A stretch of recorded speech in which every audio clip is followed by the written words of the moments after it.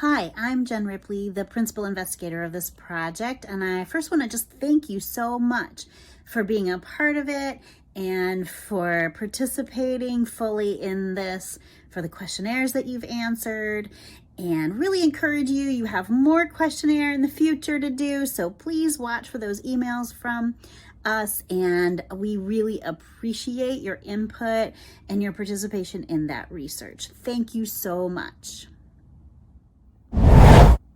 Now it's time for part 2 of the study.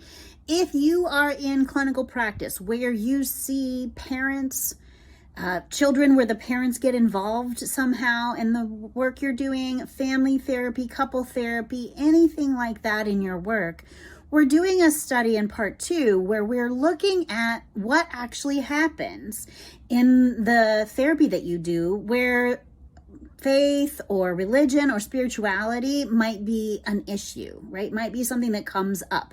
Even if it's not a major issue, but it's just something that's a part of the lives of the people that you serve in your clinical practice.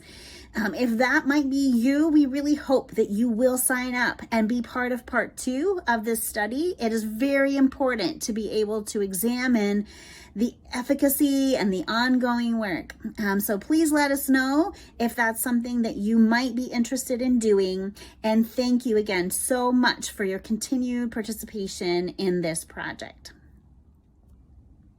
If you do decide to participate in part 2, what will be involved is that you will fill out a questionnaire every time a targeted family, couple, or parents come into treatment, and you will also ask the adults in that family if they would also fill out questionnaires after each session. It doesn't have to be a new case, it can be an ongoing case for you, or it could be a new case that you pick up in the coming 2 months.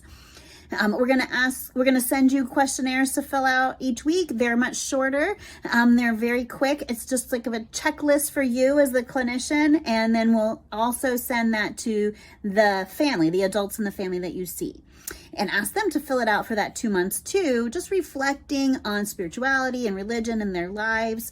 We think this might actually even spark some really interesting conversations for you to be a part of this study with a family or a couple or parents that you see in your practice. If that's you, that's great. A note of interest, if you are under supervision still, right? So you're not practicing independently yet, but you are under supervision. You do need to get your supervisor to give written approval to participate in this and to sign up one of your cases for this. You can do more than one case if you would like to. That is possible. But we're asking everybody on the team that participated in this if they might consider doing one case that you see in the coming 2 months to participate in part 2 of the study. Please let your leaders know all about that. If you sign up a family to participate in the study, this is what's going to happen. You're going to be sent a packet from us through email or paper. And then there'll be a training document about coercion, which is the ethical concern, particularly for this kind of study. It's just a 1-page training document. And then you'll be able to invite the adults at the end of your next session for them to participate in the study, and you'll have a little thing to read to them about the study so that we are sure to stay within our ethics. And then they go to the website to register, and you'll ask them to either go to your lobby to do that, so they're not going to sit in your office while they do all of that. They'll go to the lobby and ask them to sit down and do the registration there, or if you're on telehealth with them, you ask them to log off and go do it right away.